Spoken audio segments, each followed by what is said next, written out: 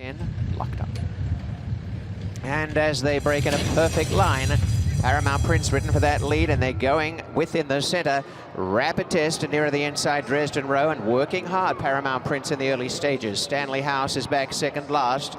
And out the stretch, Ron's Gizmo's last. Working to get that lead, Paramount Prince has established a length and a half break. Now only a length, bustling in on the outside is Rapid Test, trying to wear this little like a glove. A length and a half away is Dresden Row, and they came away by 2.5. Stanley House, pretty relaxed in the run today, is about 5 or 6 off the leader. And last is Ron's Gizmo. Up in front, Paramount Prince. And the first quarter was a flyer, 23-3, leads the way by a length to Rapid Test. 3 away, Dresden Row, 2 to Stanley House. Has some speed to target today for sure, and about 4 lengths away last is Ron's Gizmo. Paramount Prince in front of the Durham Cup. Leads the way by 3 parts to Rapid Test, and going away again at the half mile. Paramount Prince with Rapid Test trying to stay handy.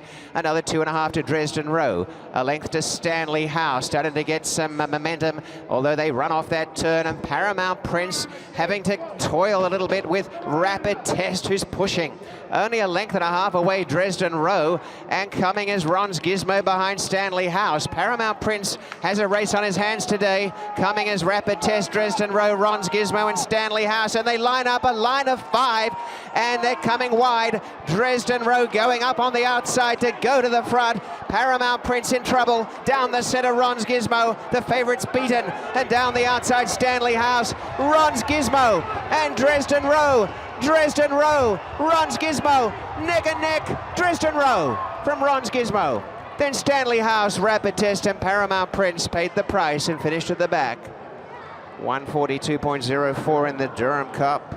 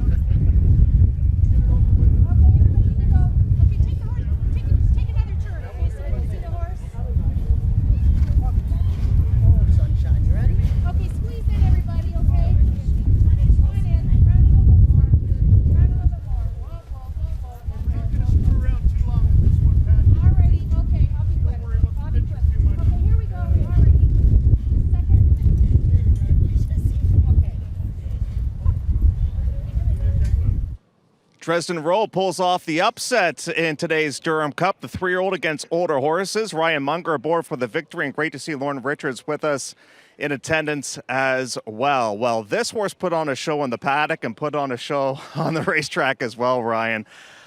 You and I actually had a nice conversation earlier on today trying to figure out what the strategy was going to be by a bunch of different people in this race. The track has just played so different this week. Just how'd the race unfold from your perspective? You know, I planned my race, and the way the race worked out was my best case scenario, luckily, and it just worked out so perfect. You know, a horse went and challenged Paramount Prince in front, and I just tracked them along the whole way.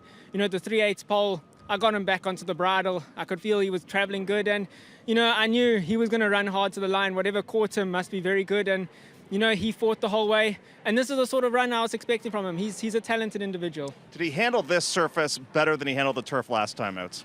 You know, the jury's still out, Jeff. Last time the turf was very soft that day. And the race also didn't pan out exactly how, you know, I wanted. But in saying that, he was better than that run. So I wouldn't write off the turf just yet. But yeah, I'll just put a line through it saying it was the soft turf. But the poly track seems to be his forte. He loves it. He's put up another good win today, and let's not take that away from him. And to owner Keith, who's watching, unfortunately couldn't make it here today. We just want to say a big congratulations to him as well. Congratulations to you. Thank you very much. And again, I have to say, I'm very grateful for Lorne, Sandra. You know, Lorne has done a phenomenal job to get this horse where he is. So, Lorne, thank you very much. And to Keith and the True North, everyone else in the True North Stables Syndicate or owners or whoever's there, thank you very much. I appreciate you keeping me on your horse. I love him. All right, there you go. There you go. I would love him too, Dresden Row. Okay, so Mr. Lauren Richards, this guy in the paddock, what was going on with him today? He reared up, and the fell out of paddock and pulled the bridle over his head. So he didn't have a bridle on for a few minutes. So it was a little bit of a panic there. But I'm just coming off of surgery, so I can't really jump in there and be throwing it on. I'm the tallest guy. There's a lot of 5-footers in there trying to get the bridle over his ears. That was about all that was happened. It was just. What led to the game plan to face older horses in here? The Ontario Derby obviously would have been a plan for straight 3-year-olds, but what led to the decision to go into this race? It's just time. I mean, if I wait for the Ontario Derby, we're going to be 7 weeks again. He's a really nice little horse. He's got 2 races in him all year because he's a Kentucky bred. Very few opportunities here, He kind of won out his conditions last year, so that's kind of why we're here. And, looking at it, I thought on the nominations, I thought there'd be a few in here that might take up the running with Paramount Prince, so I was a little bit surprised. But only got 5 and 1 supplemental entry, but it worked out. Can't complain. He's a lovely horse. It's great to see you here. We wish you all the best with your health, and congratulations on this one. Thanks, Jeff. Okay, there you go. Dresden Rowe in the Durham Cup and a throw. That's why you run the race, everybody. A 10-1 winner. One more still to come. It goes as race number 10. It's our Jackpot High Five finale.